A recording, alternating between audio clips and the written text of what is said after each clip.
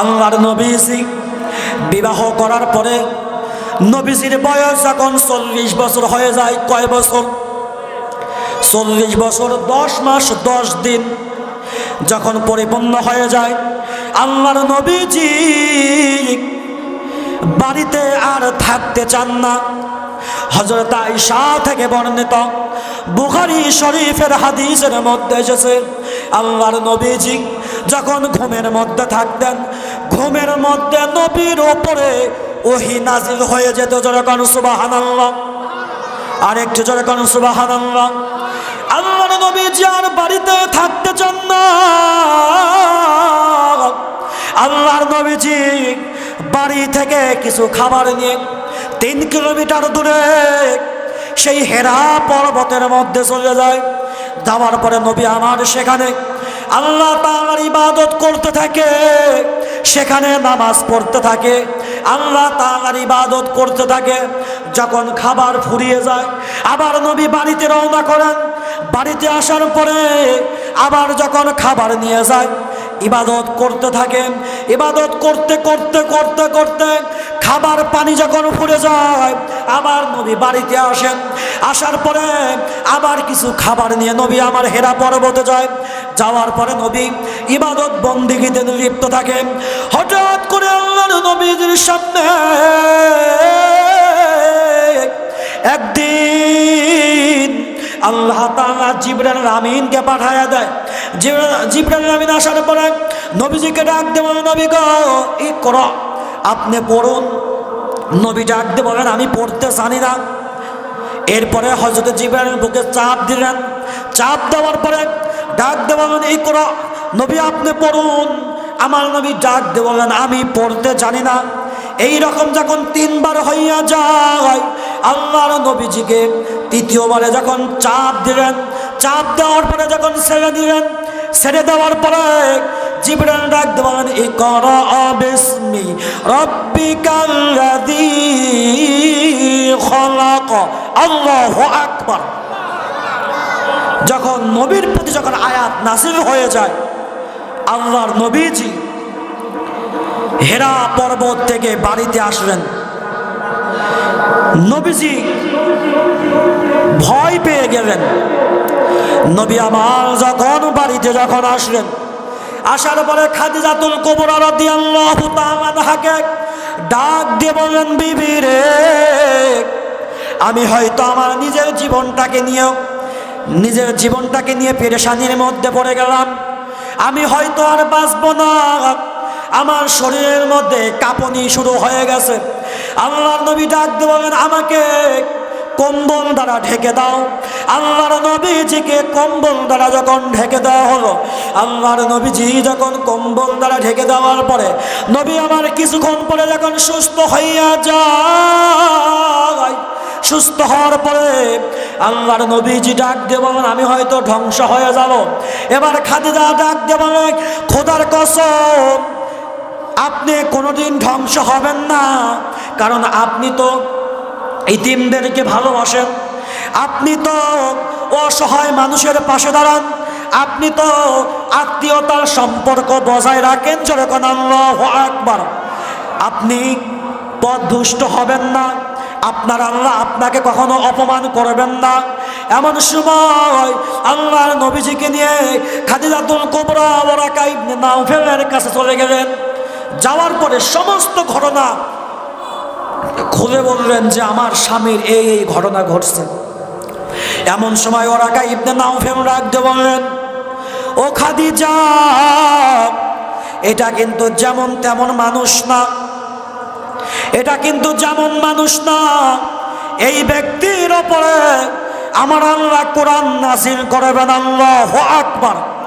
আমার আল্লাহ এই ব্যক্তির উপরে কোরআন নাযিল করবেন। যারা মূর্তি পূজা করে, যারা লাত উজ্জার ইবাদত করে, এই সমস্ত ধর্মকে বাতিল করে দিবেন, মানসুখ করে দিবেন। আর এই নবীর প্রতি আমার আল্লাহ কোরআন নাযিল করে ইসলাম নামক একটি ধর্ম দিয়ে দিবেন। যখন সুবহানাল্লাহ। এই কথা বলার পরে ওয়ারাকা ইবনে নাওফেল ডাক দিয়ে বললেন, যদি আমি বেঁচে থাকতাম, যদি আমি বেঁচে থাকি তাহলে আমি এই মুহাম্মদের জন্য বহু অর্থ সম্পদ দান করব। এই মুহাম্মদের জন্য আমার নিজের জীবনটাকে আমি ওয়াকফ করে দেব ইসলামের জন্য। কিন্তু তিনি নবীজির নবুয়তের পূর্বেই ইন্তেকাল করেছেন। মুসলমান ভাইরা আমার গভীর মনোযোগ দিয়ে শুনবেন, আল্লাহর নবীজির ওপর যখন ওহী যখন নাজিল হয়ে যায়, আল্লাহর নবীর উপর যখন ওহী নাজিল হইয়া যায়, আল্লাহর নবীজি যখন মক্কা নগরীতে যখন দ্বীনের দাওয়াত দিচ্ছিলেন, মক্কার কাফের বেঈমানরা নবীজির বিরুদ্ধে বিরোধিতা শুরু করে দিল। ও মুসলমান ভাইরা আমার গভীর মনোযোগ দিয়ে শুনবেন, আল্লাহর নবীজি নবুয়ত প্রাপ্ত হওয়ার পরে সর্বপ্রথম হযরতে খাদিজাতুল কুবরাকে ঈমানের দাওয়াত দিলেন। দ্বিতীয়ত নবীজির চাচাতো ভাই হযরত আলী রাদিয়াল্লাহু তাআলা আনহুকে ইসলামের দাওয়াত দিলেন। হযরত হামজা রাদিয়াল্লাহু তাআলা আনহুকে ইসলামের দাওয়াত দিলেন। ইসলামের দাওয়াত দেওয়ার পরে নবী আমার হযরত আবু বকর সিদ্দিককে ইসলামের দাওয়াত দিলেন। দাওয়াত দেওয়ার পরে হযরত আবু বকর সিদ্দিক রাদিয়াল্লাহু তাআলা আনহু কৌশলে উত্তম ব্যবহারের মাধ্যমে আবু বকর সিদ্দিক রাদিয়াল্লাহু তাআলা আনহু আরো 4 জনকে ইসলামের মধ্যে দাওয়াত দিলেন। দাওয়াত দেওয়ার পরে তারা মুসলমান হয়ে যায়। মুসলমান হওয়ার পরে আল্লাহর নবীজি গোপনে গোপনে ইসলামের দাওয়াত দিচ্ছেন। এখনো প্রকাশ্যভাবে ইসলামের দাওয়াত দেওয়া শুরু করেন নাই, আল্লাহর পক্ষ থেকে নিষেধ। নবী আমার গোপনে গোপনে দাওয়াত দিয়েছে কয় বছর? 3 বছর দাওয়াত দিয়েছে। কয় বছর? আর একটা আওয়াজ করে বললেন, সবাই চুপ হয়ে গেলে হবে না, কথার আওয়াজ দিতে হবে। আল্লাহর নবীজি 1 নয় 2 নয় 3 বছর গোপনে গোপনে দাওয়াত দিলেন। দাওয়াত দেওয়ার পরে আল্লাহ তাআলা ডাকতে বললেন, ফাসদা বিমা তুমার ওয়া আরিদ আনিল মুশরিকিন। এই আয়াত পড়তে গিয়ে দেখলাম নবী 3 বছর মক্কাতে গোপনে গোপনে দাওয়াত দিয়েছে। আল্লাহ তাআলা ডাকতে বলেন, ওয়া আনযির আশীরাতাকাল আকরাবিন। আল্লাহ তাআলা ডাকতে বলেন, নবী গো, আপনার কাছের নিকটবর্তী যারা লোক আছে ওই সব মানুষদেরকে আপনি কোরআনের দাওয়াত দেন। কথা বলেন ঠিক কিনা? মুসলমান ভাইরা আমার গভীর মনোযোগ দিয়ে শুনবেন, আল্লাহর নবীজি গোপনে দাওয়াত দিচ্ছিলেন। এমন সময় আল্লাহ তাআলা ডাক দেওয়া, নবী আর গোপনে দাওয়াত দেওয়া যাবে না, আপনি প্রকাশ্যে দাওয়াত দেওয়া শুরু করুন। আল্লাহর নবীজি যখন মূর্তির বিরুদ্ধে কথা বললেন, লাত উজ্জার বিরুদ্ধে যখন কথা বললেন, তখন মক্কার কাফের বেঈমানরা নবীজির বিরুদ্ধে বিরোধিতা শুরু করলো। মুসলমান ভাইরা আমার গভীর মনোযোগ দিয়ে শুনবেন, মক্কার মানুষেরা গ্রুপিং শুরু করলো, মিটিং শুরু করলো। মোহাম্মদকে আর মোহাম্মদকে আর নিষেধ করলো। মোহাম্মদ শোনে না, মোহাম্মদ শুধু তার এক আল্লাহর দাওয়াত দিচ্ছে। মোহাম্মদকে কেমনে পরাজিত করা যায়, মোহাম্মদকে কেমনে লাঞ্ছিত করা যায়, কেমনে অপমান করা যায়, কিছু কিছু মানুষ নবীজির পিছনেই থাকতো সর্বদা। কথা বলেন ঠিক কিনা? বাংলার জমিনে এমনও কিছু মানুষদের এখন আবির্ভাব হয়েছে, আর আমরা যখন কোরআন হাদিসে যখন হক কথা বলে ওই সমস্ত নাস্তিক মুরতাদদের সহ্য হয় না, তখন আলেমদেরকে মিথ্যা অপবাদ দিয়ে জেলখানার মধ্যে বন্দি করে রাখে। কথা বলেন ঠিক কিনা? আমার নবীজি যখন কোরআনের দাওয়াত দিচ্ছিলেন, তখন নবীজি বহু বাধার সম্মুখীন হয়েছেন। আমি ধারাবাহিকভাবে আপনাদের সামনে আমি চেষ্টা করব কথা বলার। মুসলমান ভাইরা আমার গভীর মনোযোগ দিয়ে শুনবেন, আল্লাহর নবীজি দ্বীনের দাওয়াত দিচ্ছিলেন। এমন সময় সবাই যুক্তি বুদ্ধি করে হযরত মুহাম্মদ সাল্লাল্লাহু আলাইহি সাল্লামের চাচা আবু তালেবের কাছে গিয়ে ডাক দিয়ে বলল, তোমার ভাতিজাকে রক্ষা করো, তোমার ভাতিজাকে হেফাজত করো, তোমার ভাতিজাকে নিষেধ করো, তোমার ভাতিজাকে কন্ট্রোল করো। তোমার ভাতিজা আমাদের ধর্মের বিরুদ্ধে কথা বলে, যদি তোমার ভাতিজা আমাদের ধর্মের বিরুদ্ধে যদি কথা বলে, আমরা কিন্তু তোমার ভাতিজাকে ছেড়ে কথা বলবো না। মুসলমান ভাইরা আমার গভীর মনোযোগ দিয়ে শুনবেন, আল্লাহর নবীজির চাচাকে যখন এই কথা বললেন, চাচা নবীর সঙ্গে যখন পরামর্শ করলেন, ভাতিজা একটু চুপ হয়ে যাও, ওদের বিরুদ্ধে কথা বলিও না। এবার নবী ডাক দিয়ে বললেন, চাচা গো, আমার এক হাতে যদি চন্দ্র আর এক হাতে যদি সূর্য যদি এনে দেওয়া যায়, এমনকি আমার এক হাতে যদি চন্দ্র আর এক হাতে যদি সূর্যকেও যদি এনে দেওয়া যায়, আমি মুহাম্মদ ইসলাম থেকে এক পা সরে দাঁড়াবো না। আমার যদি জীবন যদি দিতে হয়, জীবন দিয়ে দেব, শহীদ হয়ে যাব, রক্ত দিব, কিন্তু মক্কার কাফিরদের সামনে মাথা নত করব না। জোরে কোন আল্লাহু আকবার, আর একটু জোরে কোন আল্লাহু আকবার। দেখেন নবীজির কেমন উম্মত, দেখেন নবীজির ঈমান কেমন। আপনারা নবীজির উম্মত হয়েও আপনাদের মধ্যে সেই আদর্শ থাকতে হবে, সেই ঈমান থাকতে হবে। কথা বলেন ঠিক কিনা? মুসলমান ভাইরা আমার গভীর মনোযোগ, নবী ডাক দিয়ে বলেন, আমাকে যদি হত্যা করা হয়, আমাকে যদি মারা হয়, আমাকে যদি ফাঁসির কাষ্ঠেও যদি ঝুলাতে হয়, আমি ইসলামের জন্য সব কিছু করতে প্রস্তুত, কিন্তু আমি ইসলাম থেকে এক পা সরে দাঁড়াবো না। ও মুসলমান ভাইরা আমার গভীর মনোযোগ, আবু জাহেল দেখেন কত বড় কাফের।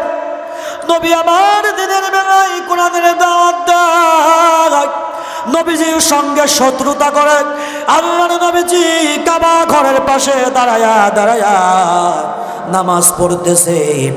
আর আবু জাহেল মনে মনে ভাবলো, এটাই আমার একটা গনিমতের সুযোগ, আর হয়তো চান্স পাবো না, মুহাম্মদকে এই সুযোগেই হত্যা করব। জোরে কর নাউজুবিল্লাহ, আর একটু জোরে কর নাউজুবিল্লাহ। মুসলমান ভাইরা আমার গভীর মনোযোগ, আবু জাহেল হাতের মধ্যে পাথর দিয়ে নবীজিকে যখন মারার জন্য যখন যাইতেছে, কিছু দূর অগ্রসর হওয়ার সঙ্গে সঙ্গে আবু জাহেল দেখতে পাইল একটা বড় উট মুখ হা করে আসতেছে আবু জাহেলকে খাওয়ার জন্য। আবু জাহেল ভয় পাইয়া তার কওমের লোকদের নিকটে দৌড়ায়া দৌড়ায়া চলে যায়, আর তার কওমের মানুষদেরকে ডাক দিয়ে বললেন, ও কওমের মানুষেরা, আমি মুহাম্মদকে হত্যা করতে গিয়েছিলাম, আমি মুহাম্মদকে মারতে গিয়েছিলাম, কিন্তু মারতে পারি নাই। দেখতে পাইলাম একটা উট মুখ হা করে আসতেছে আমাকে খাওয়ার জন্যে। এটা মুসলমান ভাইরা আমার গভীর মনোযোগ, মক্কা নগরীতে যখন নবী আমার দ্বীনের দাওয়াত দিচ্ছিলেন, এমন সময় কিছু কাফের বেঈমানরা আমার নবীজির বিরুদ্ধে রাখতো, আমার নবীজির পিছনে পিছনে থাকতো, আল্লাহর নবীজিকে অপমান করত, আল্লাহর নবীজিকে কষ্ট দিত। এর মধ্যে আবু জাহেল আছে, ওলীদ ইবনে মুগীরা আছে, আরো কিছু কাফের আছে। ওই সমস্ত কাফেররা তাদের কোনোদিন হেদায়েত নসিব হয় নাই। কেউ কেউ বদরের যুদ্ধে, কেউ কেউ উহুদের প্রান্তরে অপমানের সঙ্গে দুনিয়া থেকে বিদায় নিয়েছেন, তারা কোনোদিন জান্নাতের ঘেরানো পাবে না। কথা বলেন ঠিক কিনা? বর্তমান জামানার মধ্যে কিছু কাফের আছে, বর্তমান জামানার মধ্যে কিছু মুশরিক আছে। এই সমস্ত মুশরিকরা নবীজির বিরুদ্ধে অবস্থান নেয়, যারা নবীজিকে যারা বকা দেয়, নবীজির সম্পর্কে বাজে মন্তব্য করে, খোদার কসম এই সমস্ত মানুষেরা কোনোদিন জান্নাতে যেতে পারবে না। যারা নবীজির বিরুদ্ধে বাজে মন্তব্য করে, তারা কোনোদিন মুসলমান হতে পারে না। যার মাযহাবের ফতোয়া হলো মান সাব্বা নবিয়ান ফাকতুলহু, যারা নবীজির বিরুদ্ধে অবস্থান নেবে, যারা নবীজিকে খারাপ ভাষায় কথা বলবে, তাদেরকে হত্যা করা ওয়াজিব হয়ে যায়। কথা বলেন ঠিক কিনা? আর একটু জোরে বলেন ঠিক কিনা? যারা নবীজির বিরুদ্ধে অবস্থান নেবে, নবীজির বিরুদ্ধে যারা নবীজির বিরুদ্ধে যারা বাজে কথা বলবে, তাদেরকে ফাঁসির কাস্টে ঝুলাতে হবে। কথা বলেন ঠিক কিনা? আমরা দেখতে পেয়েছি এই পাবনার জমিনের আটঘরিয়াতে একজন বদমাশ নবীজির বিরুদ্ধে কথা বলেছে। শুধু তাই নয়, বাংলার জমিনের মধ্যে আমরা কোনোদিন হিন্দুদের বিরুদ্ধে কথা বলি না, আমরা কোনোদিন খ্রিস্টানদের বিরুদ্ধে কথা বলি না, আমরা কোনোদিন নাস্তিকের বিরুদ্ধে কথা বলি, কিন্তু এটা ইমানের দাবিতে ওই সমস্ত নাস্তিকরা আমার নবীজির বিরুদ্ধে কথা বলে। যেই সমস্ত নাস্তিকরা আল্লাহকে নিয়ে বাজে মন্তব্য করে, যারা নবীজিকে নিয়ে বাজে মন্তব্য করে, তারা কোনোদিন মুসলমান হতে পারে না। কথা বলেন ঠিক কিনা? এদেরকে রাষ্ট্রীয়ভাবে ফাঁসির কাস্টে ঝোলাতে হবে। কথা বলেন ঠিক কিনা? মুসলমান ভাইরারে আমার গভীর মনোযোগ, আমি আপনাদেরকে বলতেছিলাম, যারা নবীজির বিরুদ্ধে বিরোধিতা করবে তারা কোনোদিন মুসলমান হতে পারবে না। আওয়াজ করে বলেন ঠিক কিনা? মুসলমান ভাইরা আমার গভীর মনোযোগ দিয়ে শুনবেন। আল্লাহর নবীজির জীবনটা বহু কষ্টের। আল্লাহর নবীজি দিনের দাওয়াত দিয়েছেন বহু কষ্ট করে, মার খেয়েছেন, কষ্ট করেছেন, রক্ত ঝরাইছেন, কিন্তু নবীজি কোনোদিন বাতিলের সামনে মাথা নত করে নাই। দিনের দাওয়াত দিতে দিতে নবী আমার ক্লান্ত হয়ে গেলেন। মক্কার মানুষেরা নবীজির সঙ্গে খারাপ ব্যবহার করে। আল্লাহর নবীজি মনে মনে চিন্তা করলেন, আমি আর মক্কা নগরীতে দাওয়াত দিব না, আমি এখন মক্কা থেকে তায়েফের জমিনে চলে যাব। আল্লাহর নবীজি মক্কা থেকে তায়েফের জমিনে চলে যায়। তায়েফের জমিনে যাওয়ার পরে নবী আমার দিনের দাওয়াত দিবে। তায়েফের জমিনে 3 জন ভাই সেখানে তারা নেতৃত্ব দিবে। আমার নবীজিকে দেখার পরে তারা ডাক দিয়ে বলল যে, আল্লাহ কি মানুষ পায় নাই? তোমার মতো মোহাম্মদকে নবী বানায়া দুনিয়ার মধ্যে পাঠাইছে। আর এক ভাই ডাক দিয়ে বলল, আমি তোমার সঙ্গে কথাই বলবো না, কারণ তুমি যদি সত্যবাদী হয়ে থাকে ভালো, যদি সত্য নবী হয়ে থাকে তাহলে ভালো, আর যদি তুমি মিথ্যা নবী হয়ে থাকো তাহলে আমি মিথ্যাবাদীর সঙ্গে কোনো কথা বলবো না। যেরকম নাউজুবিল্লাহ, নবীজিকে মিথ্যাবাদী বলল। মুসলমান ভাইরারে আমার গভীর মনোযোগ, আল্লাহর নবীজি মক্কা নগরী ছেড়ে যখন তায়েফের জমিনে যায়, তায়েফের জমিনে যাওয়ার পরে আল্লাহর নবীজি দিনের দাওয়াত দেওয়া শুরু করলেন। আল্লাহু আকবার। এরে ভাই, সিরাতের কিতাব পড়বেন, আল্লাহর নবীজি দিনের দাওয়াত দিচ্ছেন। এমন সময় তায়েফবাসীরা নবীজির বিরুদ্ধে দুষ্ট ছেলেদেরকে পিছনে লাগাইয়া দিল। আল্লাহর নবীজিকে পাথর মারতে শুরু করলো। নবীজির বরকতি শরীর, নবীজির শরীরে যখন পাথর পড়তে শুরু করলো, পাথরের আঘাতে নবীজির শরীরটা ফেটে রক্ত বের হতে লাগলো। নবীজির শরীর ফেটে রক্ত বের হতে লাগলো। নবীজির শরীর ফেটে রক্ত বের হয়ে জুতা মুবারক আটকায়া গেল। আল্লাহর নবীজি একবার নয়, দুইবার নয়, 3 বার জমিনের মধ্যে বেহুশ হয়ে যায়। নবীজির সাহাবী যায়েদ ইবনে হারেস ডাক দিয়ে বলেন, নবী গো, আপনি কি ইন্তেকাল করলেন? নবী, আপনি কি দুনিয়া থেকে বিদায় নিয়ে গেলেন? আল্লাহর নবীজির সাহাবী যায়েদ কান্নাকাটি শুরু করলো। নবীজি আমার কিছুক্ষণ পরেই জ্ঞান ফিরে আসলো, হুশ ফিরে আসলো।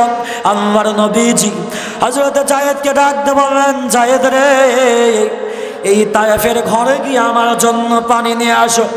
আল্লাহর নবীজির সাহাবী আমার নবীর জন্য পানি আনতে গেল। আর ডাক দিয়ে বলল, ও তায়েববাসীরা, মোহাম্মদ নামের তোমাদের কাছে পানি চাই, তোমরা একটু পানি দাও। এইবার যখন আমার নবীর নামে যখন পানি চাইতে গেল, তায়েববাসীরা ডাক দিয়ে বলল, মোহাম্মদ তো পাগল হয়ে গেছে, মোহাম্মদ তো আমাদের ধর্মের বিরুদ্ধে কথা কয়, ওই মোহাম্মদকে পানি দেওয়া যাবে না। জোরে কর নাউজুবিল্লাহ, আর একটু জোরে কর নাউজুবিল্লাহ। পানি না পাওয়ার পরে নবী আমার যায়েদ ইবনে হারেসকে সঙ্গে নিয়ে নবী আমার মরুভূমির প্রান্তর দিয়ে হেঁটে হেঁটে আসতেছে। কিছু দূর যাওয়ার পরে দেখতে পাইল একজন ইহুদি চাচা বকরি চড়াইতেছে, ছাগল চড়াইতেছে। আল্লাহর নবী যে ডাক দিয়ে বললেন, ও আমার চাচা গো, আপনি যদি একটা বকরি দিতেন, সেই বকরি থেকে দুধ দহন করে দুধ পান করে আমার কলিজাটাকে আমি ঠান্ডা করতাম। চাচা ডাক দিয়ে বলল, এখানে তেমন কোনো ছাগল নাই যেই ছাগলের দুধ দহন করে তোমার কলিজাটা ঠান্ডা করবা। ওরে মুসলমান, গভীর মনোযোগ দেখেন, নবীজি দিনের দাওয়াত দিতে গিয়ে কত কষ্ট করেছেন, কত মার খেয়েছেন, কিন্তু তিনি দিনের দাওয়াত দিয়েই গেছেন। যখন আল্লাহু আকবার। মুসলমান ভাইরা আমার, গভীর মনোযোগ। আল্লাহর নবীজি চাচাকে এই কথা বলার পরে চাচা একটি বকরি দিলেন, কিন্তু এই বকরির কোনো দুধ হয় না। নবী ডাক দিয়ে বললেন, বকরিটা আমার কাছে দেন। নবীজির কাছে বকরিটা নেওয়ার পরে আল্লাহর নবীজি আরশের দিকে তাকায় ডাক দিয়ে বললেন, মাবুদ গো, আমার কলিজাটা শুকনা, পানি পান করতে পারি না, আপনি একটু দুধের ব্যবস্থা করে দেন। আল্লাহর নবী এই দোয়া করার সঙ্গে সঙ্গে বকরির কচি কচি স্তন থেকে দুধ বের হওয়া শুরু হয়ে যায়। আল্লাহু আকবার, আর জোরে বলেন আল্লাহু আকবার। এই কথা বলার পরে দুধ যখন পড়তে শুরু করো, আল্লাহর নবীজি দুধ দহন করার পরে দুধ পান করতে লাগলেন। আল্লাহর নবীজি দুধ পান করার পরে কলিজা ঠান্ডা হয়ে গেল। এই যে নবীজির একটা আজীব ঘটনা, নবীজির মুজিজা দেখে ওই ইহুদি চাচা, রাখাল চাচা কালেমা তৈবা পরে মুসলমান হইয়া যায়। জোরে বলেন আল্লাহু আকবার, নারায়ে তাকবীর, লিল্লাহে তাকবীর। মুসলমান ভাইরা আমার, গভীর মনোযোগ। নবী আমার সেই তায়েফ থেকে যখন মক্কা নগরীতে আবার আসলেন, নবীজির শরীর ফাটা, নবীজির শরীরের মধ্যে ক্ষত, নবীজির শরীর থেকে রক্ত বের হয়, কাটা জায়গা খুব ব্যথা। বাড়িতে আসার পরে নবীজির মেয়ে ফাতিমা, হযরত ফাতিমা যোহরা রাদিয়াল্লাহু তাআলা আনহা, নবীজির ক্ষত শরীরটাকে গরম পানি দিয়ে দিয়ে মুছে দেয়, নবীজির চিকিৎসা শুরু করে দেয়। আল্লাহর নবীজি সুস্থ হওয়ার পরে আবার যখন কালেমার যখন দাওয়াত দিতে শুরু করলেন, মক্কার মানুষেরা আবার নবীজির বিরোধিতা শুরু করে দিল। এক পর্যায়ে মক্কা নগরীতে দারুন নাদওয়া একটা সংসদ ভবন, কি ভবন, কোনো কথার আওয়াজ নাই, সংসদ, দারুন নাদওয়াতে একটা সংসদ ভবন, মক্কাতে দারুন নাদওয়া নামে একটা কি সংসদ ভবন। সেই সংসদ ভবনের মধ্যে সবাই বসে গেল, মুহাম্মদকে কি করা যায়, একে নিয়ে তো আর পারা যায় না, এ তো আমাদের বাপ চাচার বাপ দাদার ধর্মে কালি দিচ্ছে, একে কেমনে শায়েস্তা করা যায়। সবাই মাথা মোটার গোষ্ঠীরা, কাফেরদের মধ্যে আবু জাহেল, উতবা, সাইবা, এই কুত্তাগুলো যখন দারুন নাদওয়ার মধ্যে যখন বসে মিটিং করে, মুহাম্মদকে কি করা যায়, কেউ কেউ ডাকতে বলল, মুহাম্মদকে দেশ ছাড়া করতে হবে। বলল না, মুহাম্মদকে দেশ ছাড়াও করা যাবে না, কি করা যায়, মুহাম্মদকে জেলখানার মধ্যে বন্দী করতে হবে।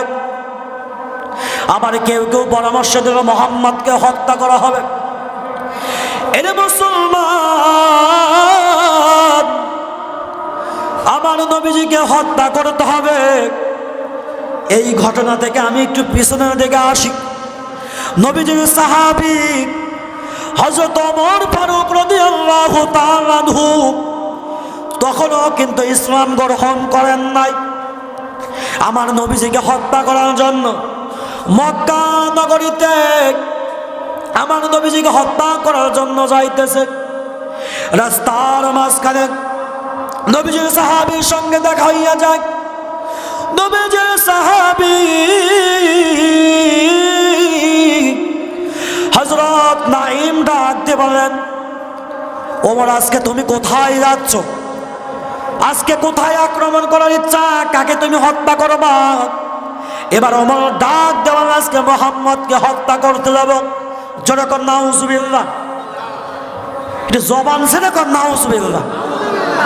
ওরে মুসলমান ভাইরা আমার গভীর মনোযোগ দিয়ে শুনবেন, ও পাবনার ভাইরা আমার গভীর মনোযোগ দিয়ে শুনবেন, সুজানগরের ভাইরা গভীর মনোযোগ দিয়ে শুনবেন। আল্লাহর নবীজিকে হত্যা করার জন্য যাইতেছে। এবার নবীজির সাহাবী নাঈম ডাক দিয়ে বললেন, সাবধান, তুমি তোমার পরিবারের দিকে আগে লক্ষ্য করো। তোমার বোন ফাতেমা, তোমার ভগ্নিপতি মুসলমান হয়েছে।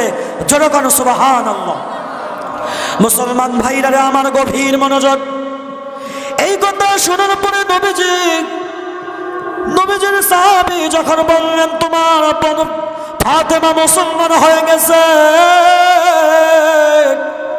এই কথা শোনার পরে ওমর রাদিয়াল্লাহু তাআলা আনহু রাগান্বিত হইয়া যায়, মিজাজ খারাপ হয়ে যায়, রাগ আরো বেশি হইয়া যায়। এইবার নবীজি সাহাবী এই কথা বলার পরে ওমর রাদিয়াল্লাহু তাআলা আনহু তার বোনের বাড়ির দিকে রওনা করলো। বোনের বাড়িতে যাওয়ার পরে তার বোনকে ডাক দিয়ে বলল, বোনরে দরজা খোল। দরজা খোলার সঙ্গে সঙ্গে তার ভগ্নিপতিকে মারপিট শুরু করলো। মারতে মারতে রক্তাক্ত করে ফেলল, জমিনের মধ্যে ধরাশয়ী করে ফেলল। এমনকি তার বোনকেও মারতে শুরু করলো। মারতে মারতে জমিনের মধ্যে যখন শোয়া দেয়, তার বোন মাটির ওপর শুয়ে ডাক দেব, ভাইরে যদি মারতে মারতে শহীদ করে দাও, যেই কালেমা অন্তরের মধ্যে ঢুকাইছি ওই কালেমা অন্তর থেকে বের হবে না। আল্লাহু আকবার। আর একটু জোরে বলেন আল্লাহু আকবার। ওরে মুসলমান ভাইরা আমার গভীর মনোযোগ। এই কথা বলার পরে হযরত ওমর তার চেহারার দিকে তাকাইলে মনে হচ্ছে ইসলাম ধর্ম গ্রহণ করবে। তার বোনকে ডাক দিয়ে বললেন, বোন রে তুমি কি তেলাওয়াত করেছিলে? তার বোন ডাক দিয়ে বলল, ভাই আমি কুরআনুল কারীমের সূরা তাহা তেলাওয়াত করতেছিলাম। তাহা মা আনজালনা আলাইকাল কুরআনা লিতাশকা।